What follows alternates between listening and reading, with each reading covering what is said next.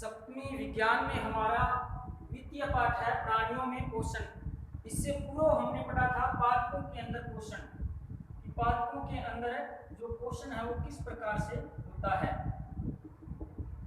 हमने ये पढ़ा था कि जो पादप है वो स्वपोषी है, यानी कि अपना भोजन स्वयं बनाते हैं। अन्य जीव पादपों के ऊपर प्रत्यक्ष या परोक्ष रूप से भोजन के लिए निर्भर रहते हैं, इसीलिए उनको हमने कहा था विषमपोषी या परपोषी कहलाते हैं।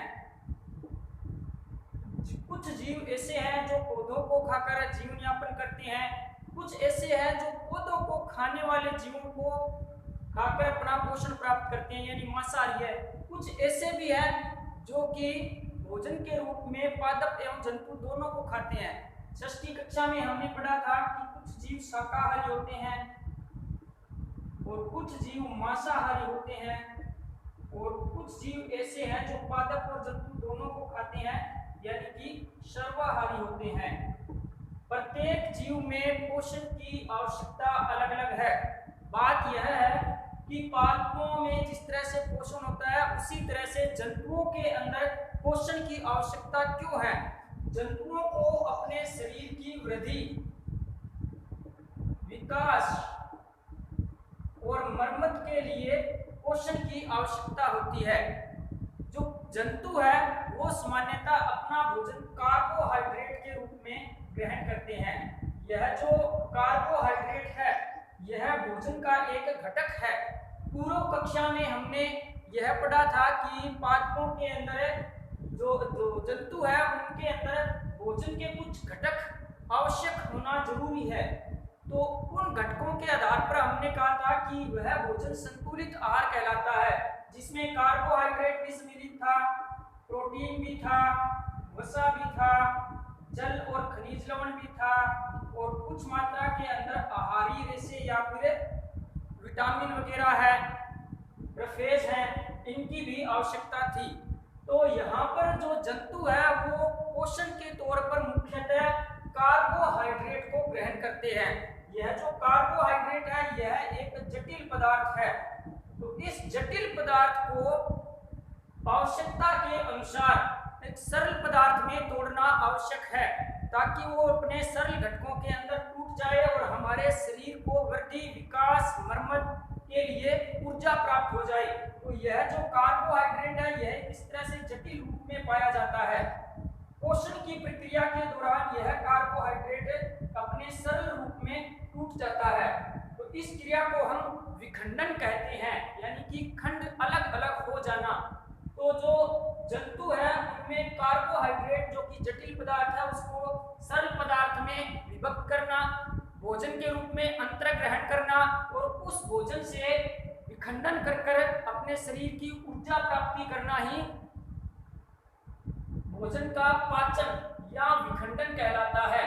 तो इस अध्याय के अंदर हम मुख्यतः यह पढ़ेंगे कि पाचन की जो प्रक्रिया है वो किस तरह से संपन्न होती है, यानी कि जंतु है वो अपना पोषण किस प्रकार से ग्रहण करते हैं। तो पादपों के अंदर, जंतुओं के अंदर भोजन अंतर ग्रहण यानी कि भोजन को अंदर ग्रहण करने की विभिन्न प्रकार की विधियां पाई जाती है। जैसे हम देखते हैं तितली है, मधुमक्खी है, ये फूलों या उनका मकरंद या रस चूसकर अपना पोषण प्राप्त करती है। तो इसी तरह से छोटे जीव से लेकर बड़े जीव तक जो भोजन को अंदर ग्रहण करने की प्रक्रिया है, विधियां है, वो अलग अलग पाई जाती है। जैसे कुछ जीव चूसकर अपना भोजन प्राप्त करते हैं, कुछ भेदन प्रक्रिया द्वारा प्राप्त करते हैं, यानी कि अंदर प्रविष्ट कर। कुछ जीव ऐसे भी हैं जो भोजन को सीधे ग्रहण करते हैं। जैसे कि हमने छोटे शिशु को देखा है, वो माता का दूध पीकर अपना पोषण प्राप्त करता है।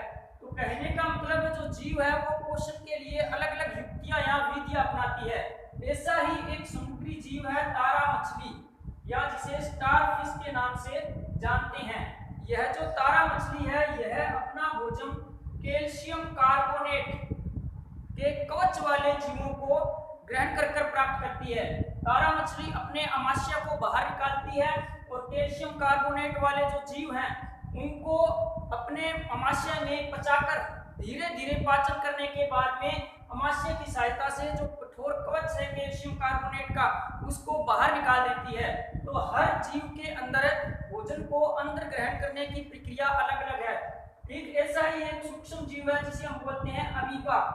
अमीबा अपना भोजन अपने अंदर एक उत्पाद प्राप्त करके बनाकर प्राप्त करता है। तो जल के अंदर जो तैरते हुए भोजन के कण हैं उनको अपने उत्पाद की सहायता से निगल लेता है और इनमें एक विशेष संरचना होती है जिसे कहते हैं खाद्य धानी।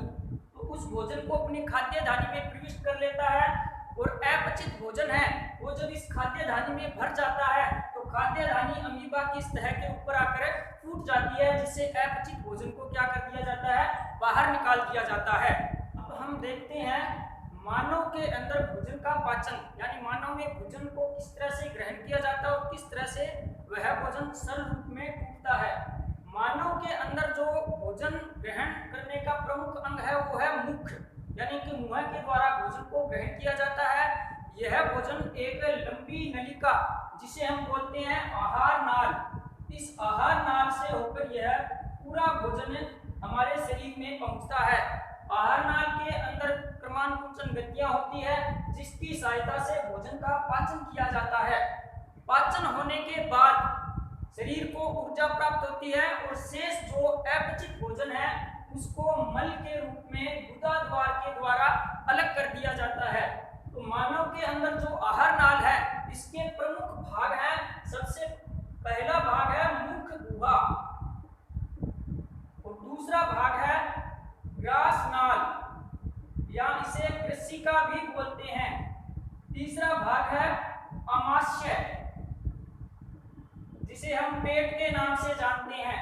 चौथा भाग है क्षुदांत्र यानी जिसे हम छोटी आंत भी बोलते हैं और चौथा भाग है वर्धांत्र जिसे हम बड़ी आंत भी बोलते हैं।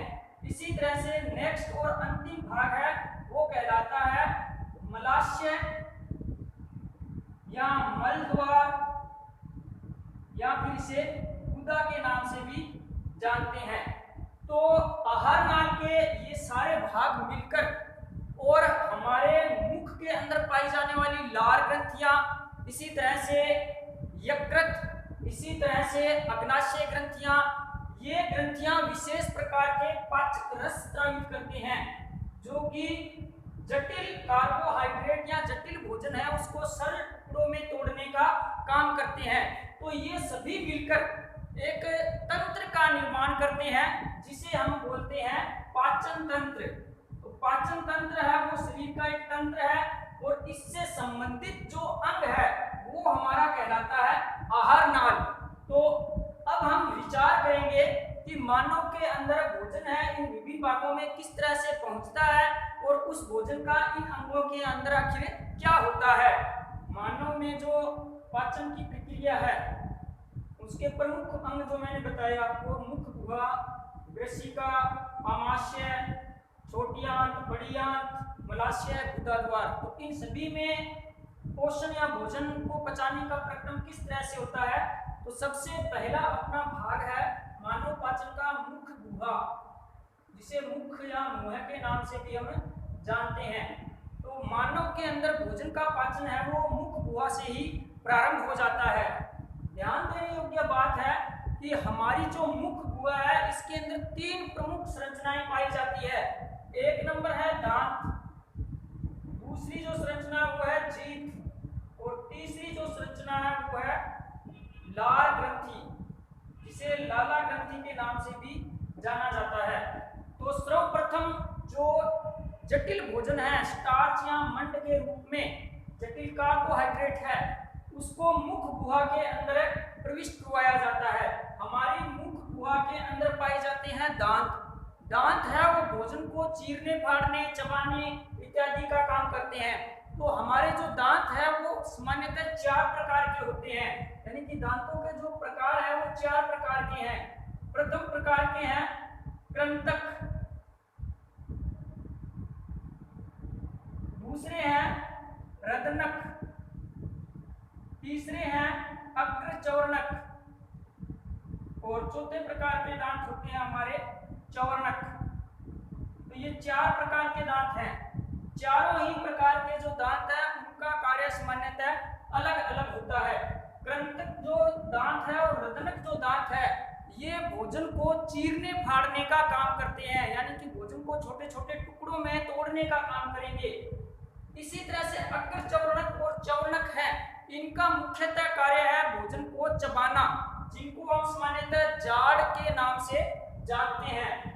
यदि दांतों की हम संरचना को देखें तो हमारे अंदर कुल मिलाकर शेषो अवस्था में 8 वर्ष की उम्र तक जो दांत आते हैं वो बाद में झड़ जाते हैं। इसके बाद में जो दांत आते हैं वो स्थायी दांत कहलाते हैं, और वृद्धावस्था आते आते ये स्थायी दांत भी धीरे धीरे गिरने लगते हैं।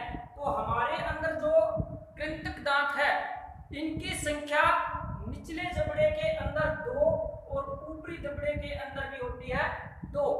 इसी तरह से जो रदनक दांत है इनकी संख्या ऊपरी जबड़े के अंदर 1 और निचले में भी 1। इसी तरह से जो अग्र चवर्णक दांत है ये हमारे अंदर ऊपरी हिस्से के अंदर 2 और निचले हिस्से के अंदर 2 होते हैं। इसी तरह से चवर्णक जो दांत है ये ऊपर और नीचे 3-3 होते हैं। तो 4 2 6 4 10 और 6 16, यानी कि 4 2 6 4 10 और 6 16, यानी 32 दांत हमारे अंदर पाए जाते हैं।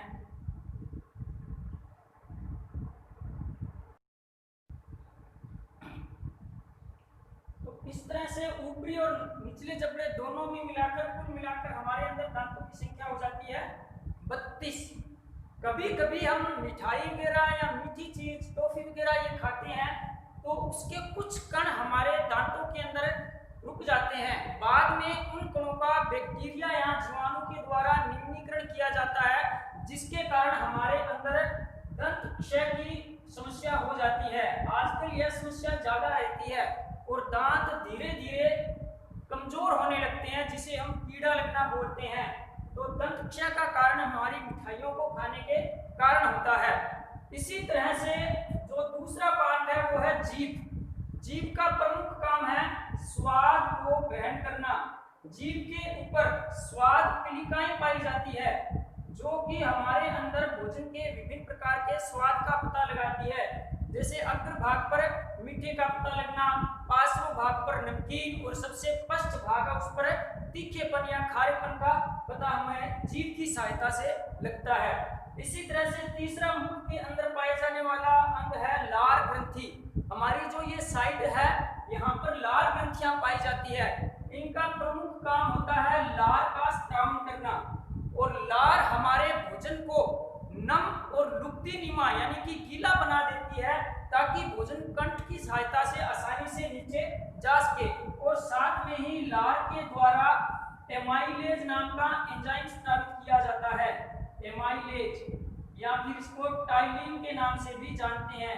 तो ये एमाइलेज या टाइलिन जो एंजाइम है ये भोजन के अंदर आए हुए जो हानिकारक बैक्टीरिया है, जीवाणु है, उनको नष्ट करने का काम करती है। तो इस तरह से हमारे मुख के अंदर यह भोजन को पचाने की प्रक्रिया प्रारंभ हो जाती है। दांत भोजन को चीरने फाड़ने इत्यादि चबाने का काम करते हैं। जीभ भोजन के स्वाद का पता लगाती है। लार ग्रंथि भोजन को गीला बनाती है ताकि भोजन नीचे आसानी से जा सके।